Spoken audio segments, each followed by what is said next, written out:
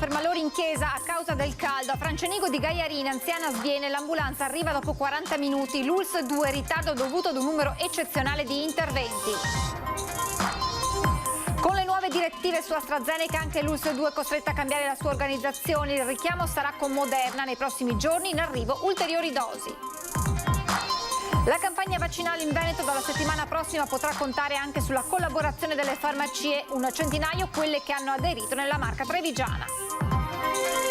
Mancano circa 200 infermieri sul territorio, servizi a rischio. La denuncia arriva dal sindacato CISL e da Conf Cooperative.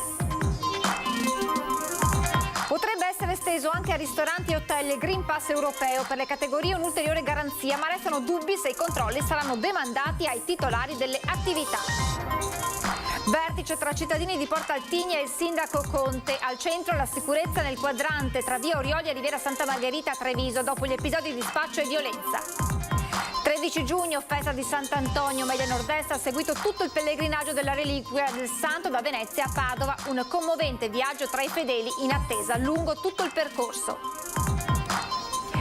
Buonasera, buona domenica, ben ritrovati con l'edizione trevigiana dei nostri telegiornali. In apertura lo avete sentito anche dai titoli, il caldo intenso di questi ultimi giorni e della giornata di oggi in particolare ha causato diversi malori in abitazioni e soprattutto nelle chiese della Marca Trevigiana, con raffica di richieste d'aiuto arrivate ai centralini del 118. Tra le chiamate quella per una ottantenne svenuta in chiesa a Francenigo di Gaiarine, ma l'ambulanza arriva 40 minuti dopo la chiamata.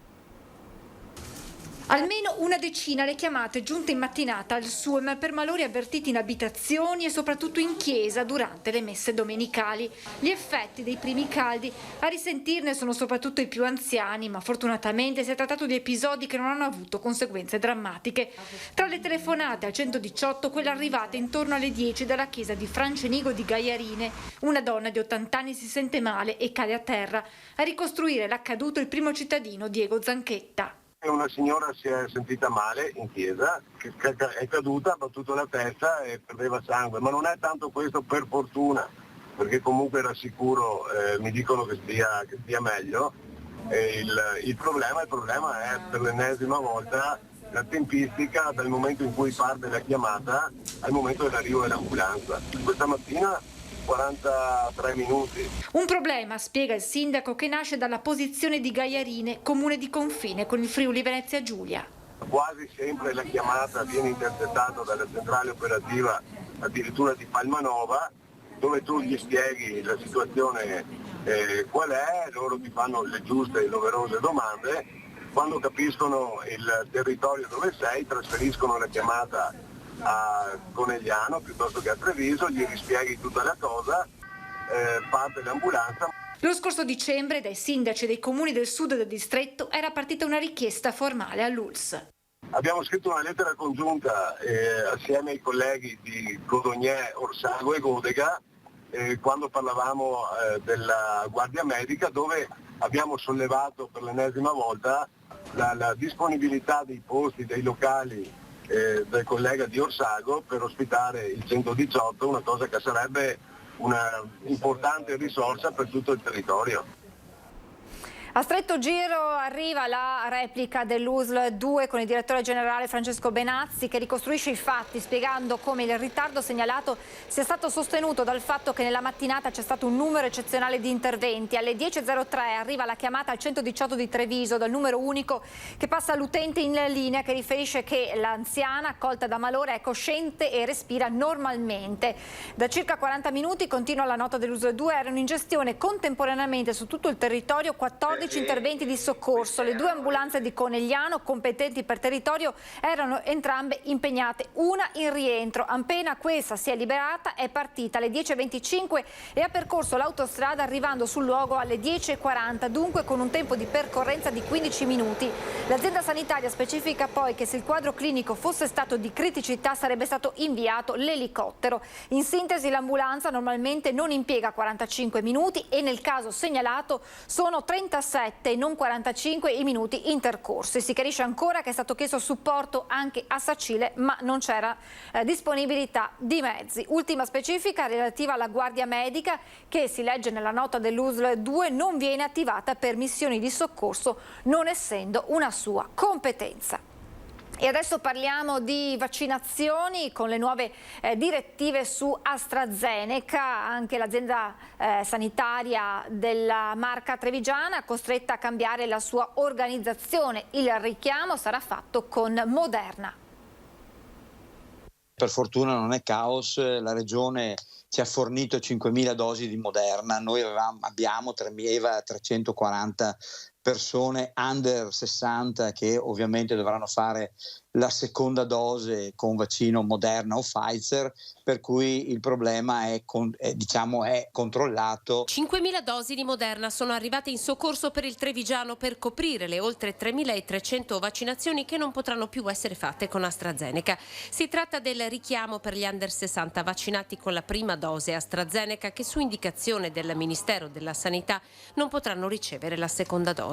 L'US 2 fa sapere di aver già ricalendarizzato la vaccinazione per tutti questi soggetti. Abbiamo chiamato l'altro ieri le persone appunto per sospendere la seconda dose gli under 60 e poi sono stati richiamati appunto per dire loro che il vaccino c'era e quindi potevano venire a fare la vaccinazione. Il richiamo con AstraZeneca resta confermato invece per gli over 60. Il direttore continua a spingere sulla vaccinazione che sta dimostrando davvero di essere l'unico antidoto alla malattia. Adesso ancora purtroppo abbiamo una persona in rianimazione a Treviso e questa persona è un 39enne chiaramente non vaccinato che ha contratto il Covid-19, quindi la vaccinazione veramente ci aiuta. Buona la percentuale di giovani che stanno aderendo alla campagna vaccinale nel Trevigiano. La percentuale dei vaccinati dai 12 ai 100 anni è salita al 50,3%. Gli over 12 fino a 16 siamo intorno ormai al 29-30%, per cui abbiamo, come dire, c'è una buona risposta da parte dei giovani. Noi speriamo che arrivi tanto vaccino come ci hanno detto, perché così potremo aprire ulteriori slot anche magari in tempi brevi. In questi giorni, racconta ancora il direttore, stanno arrivando al CUP molte disdette con richiesta di spostamento richiami, questo per andare in vacanza. Abbiamo ormai circa 4 telefonate su 10 che ci chiedono, 4-5 telefonate su 10 che ci chiedono questo. Noi cerchiamo appunto di aiutare le persone e fare in modo di garantire loro la seconda dose, se possibile, prima della partenza. Cerchiamo nei limiti del possibile di aiutare le persone, perché ci rendiamo conto che tutti arrivano da un periodo difficilissimo. E a proposito di vaccinazioni, dalla settimana prossima al via le somministrazioni anche nelle farmacie, un centinaio quelle che sono pronte in provincia di Treviso. Il caos AstraZeneca non ferma la campagna vaccinale in Veneto, forte dalla prossima settimana anche della collaborazione delle farmacie. Un centinaio quelle trevigiane coinvolte nelle somministrazioni. A spiegarne l'organizzazione Farmacie Unite: sarà utilizzato il siero di Moderna per tutti i cittadini e in più potrebbe esserci la possibilità per le farmacie di organizzare un open day con il vaccino Johnson & Johnson per gli over 60 che non si sono ancora immunizzati. Sarà quello ovviamente che potrà essere conservato per alcune ore nei frigoriferi della farmacia. Le farmacie avranno a disposizione un minimo di 30 vaccini Moderna alla settimana. Intanto si sta completando il corso per l'accreditamento dei farmacisti che riceveranno un patentino di vaccinatori dopo aver seguito delle lezioni teoriche, aver frequentato un tirocinio negli hub vaccinali dell'USL e infine aver preso parte alla formazione gestita dall'Ordine. Dal punto di vista di preparazione individuale siamo pronti già in 3, dal punto di vista di idonei all'inoculazione del vaccino. Adesso stiamo valutando con la nostra associazione di categoria quali sono gli impegni e le obbligazioni dal punto di vista logistico, cioè di spazi e di ingressi, eccetera.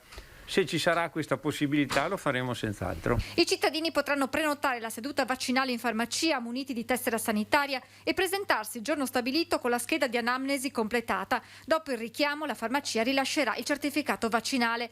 Potranno ricevere qui la dose però solo i cittadini che non hanno patologie e controindicazioni alla vaccinazione.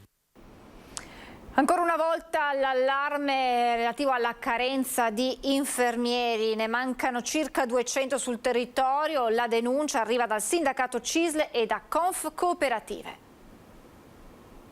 Il problema è drammatico in questo momento perché appunto soluzioni non ce ne sono e perché diversi infermieri stanno lasciando i servizi gestiti dalle cooperative sul territorio a favore delle aziende pubbliche, dell'azienda Ulsengen principalmente. La situazione è grave e potrebbe mettere a rischio i servizi erogati sul territorio, a partire dalle case di riposo fino all'assistenza domiciliare alla disabilità. Nel Trevigiano mancano almeno 200 figure professionali uscite dal mercato con quota 100 oppure entrate nelle strutture pubbliche grazie ai concorsi di Azienda Zero. Mancano dunque infermieri, un problema segnalato da anni ma che il Covid ha amplificato oltre misura. Noi in un anno e mezzo ne abbiamo perso 50 di infermieri, è un numero elevatissimo.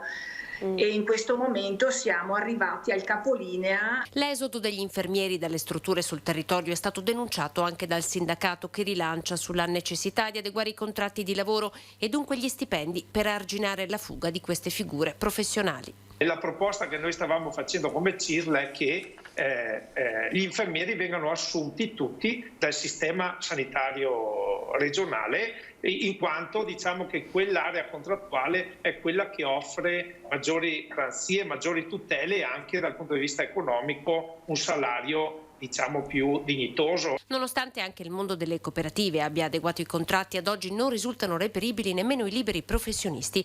Raffaella Daros della Trevigiana Insieme si può, oltre a suggerire un potenziamento del ruolo degli OS, operatori sociosanitari, lancia anche la ricerca di personale all'estero, ora concessa con il decreto milleproroghe. È prevista la possibilità di utilizzare figure professionali iscritte al proprio albo, anche provenienti da paesi extra UE, quindi accedendo a personale estero, insomma, e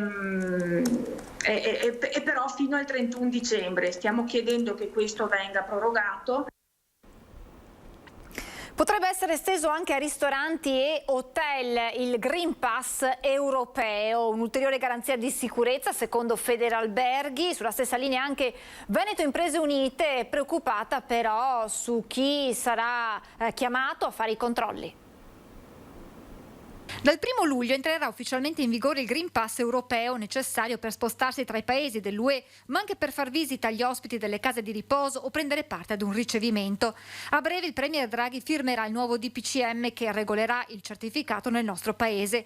E stando a quanto si apprende da una prima bozza, il decreto non solo delineerà gli aspetti tecnici del pass, ma anche tutto ciò che ruota intorno ai controlli, che potrebbero essere affidati non solo ai pubblici ufficiali, ma anche ai responsabili delle strutture stesse. Ma c'è di più. Da quanto si apprende infatti, preso il certificato potrebbe essere esteso anche ad altri settori come ristoranti, discoteche o hotel, demandando ai gestori il controllo tramite QR code e un'app apposita. Una possibilità che divide le categorie che, seppur condividono l'importanza del Green Pass, dall'altra non nascondono i dubbi sull'attuazione della vigilanza. Per Federalberghi il certificato rappresenta un'ulteriore garanzia di sicurezza. Sicuramente il Green Pass può rappresentare a mio parere un plus in più, perché quest'anno rispetto all'estate del 2020 forse c'è un po' più di consapevolezza. Per facilitare il lavoro, De Cassana avanza una proposta. Sto pensando ad un viaggio aereo, per esempio, in cui chiedono esclusivamente un'autocertificazione del proprio stato di salute o di vaccinazione. Anche Veneto Imprese Unite vede nel Green Pass un'opportunità di garanzia, ma preoccupa la gestione del controllo. Quello del Green Pass può essere un'opportunità per alcuni settori per poter comunque ricominciare prima del previsto, penso alle discoteche, ai grandi eventi, anche ai matrimoni stessi, e quindi rimettere in moto anche queste ultime filiere. Però ancora un'altra volta, l'ennesima volta, torneremo noi gestori e proprietari a dover essere i controllori. Rischia di essere, aggiunge Penzo Aiello, un ulteriore ostacolo alla ripartenza. Tutti questi limiti, le 6 persone per tavolo, adesso il Green Pass, tutto quello che verrà fuori nelle prossime settimane, perché ormai non ci sorprendiamo più di nulla, rischia di essere l'ennesimo freno a mano tirato per la ripartenza di un settore forse tra i più colpiti dalla pandemia. Siamo alla cronaca, iniziamo dal grave incidente stradale accaduto questa notte a Lughignano di Casale sul Sile. Intorno alle 2:30 un'auto condotta da un cinquantenne del posto è uscita di strada per cause in corso di accertamento, finendo contro un albero. Immediato l'intervento dei vigili del fuoco di Treviso, che hanno estratto dalle lamiere l'uomo, affidato alle cure dei sanitari del SUEM, che lo hanno trasportato all'ospedale. Soccorso anche un 46enne che viaggiava a bordo del mezzo. La ricostruzione del sinistro affidata ai carabinieri della sezione radiomobile di Treviso. Un centro massaggi a Fonte è stato posto sotto sequestro e la sua titolare, una cittadina cinese di 47 anni, è stata arrestata per favoreggiamento e sfruttamento della prostituzione. L'avvio delle indagini dei carabinieri del nucleo operativo e radiomobile della compagnia di Castelfranco, grazie alla segnalazione di un via vai continuo al centro massaggi, soprattutto di uomini. La donna è stata fermata dai militari all'interno di un centro immediatamente dopo aver ricevuto da un uomo della zona la somma di 100 euro a titolo di compenso per un rapporto sessuale poco prima consumato con una massaggiatrice sempre cinese. Le indagini sono durate alcuni mesi. La donna ora si trova in carcere. Vertice tra cittadini di Porta Altinia e sindaco di Treviso Conte per parlare della sicurezza nel quadrante tra via Orioli e Riviera Santa Margherita. Quadrante caldo di Treviso, zona di via Orioli, piazza Giustiniani, via Roma, all'attenzione di sindaco e cittadini dell'associazione Porta Altinia, che si sono incontrati condividendo prospettive future per l'area, ultimamente sede di episodi di violenza, degrado e spaccio, che hanno fatto scattare l'ordinanza che vieta la somministrazione di alcolici dalle 14 alle 3 e la chiusura anticipata dei negozi che insistono in zona, oltre al presidio fisso della polizia locale. All'indomani dell'incontro si rinnova un patto per la sicurezza tra amministrazione e cittadini. È emersa soddisfazione in quelle che sono le iniziative e le azioni da un punto di vista della sicurezza da parte dell'amministrazione. Ovvio che si può sempre continuare a migliorare, anzi è un obiettivo che insieme al comandante Gallo ci siamo posti, perché la qualità della vita passa anche attraverso la sicurezza e quindi vogliamo eliminare anche quei pochi casi ancora che stanno succedendo di disordine. È successa qualche rissa, c'è un po' di spaccio e quindi continueremo ad investire e a vigilare su quel quadrante in modo particolare. Zona interessata da episodi che, continua il sindaco, vanno combattuti e non resi strumentali dalla politica. Ricordo che qualche anno fa la situazione, anche perché la gestione degli immigrati era totalmente diversa da parte dello Stato, era decisamente peggiore, e lo dicono i residenti, non tanto il sindaco Conte, allora consigliere comunale. Quindi non sono abituato a strumentalizzare le vicende come sta facendo qualcun altro, sono abituato a guardare con realismo le situazioni, e quello che vedo oggi è che ci sono stati una serie di episodi isolati, sicuramente spiacevoli, che ci richiamano alla responsabilità e all'attenzione, ma non possiamo confondere questi episodi con degrado e Bronx. Adesso ci fermiamo per qualche istante di pubblicità, tra poco.